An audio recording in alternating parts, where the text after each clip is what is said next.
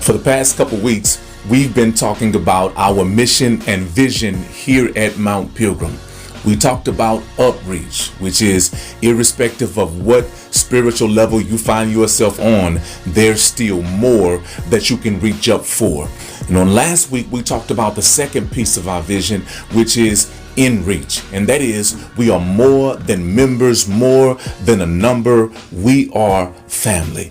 But on today, we want to talk about that last piece of our vision and mission here at Mount Pilgrim, and it is outreach. While we tell God thank you for this beautiful sanctuary that God has allowed us to have to gather in, to worship, and for discipleship, we recognize that these four walls are not the church.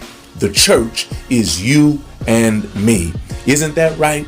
And so what we do when we leave the four walls of this church is just as important as to what we do in the four walls of this church. And when we leave out of these four walls, one of the things that we do is outreach. And so over the past several years, you've seen this in our pop-up cookouts and our evangelistic outreach. And over the last 18 months, you've seen it in our disaster relief response. This is outreach. This is being the literal hands and feet of Jesus Christ. Jesus, when he left this earth, he said, "Greater works will you do than these." What he meant by that is what?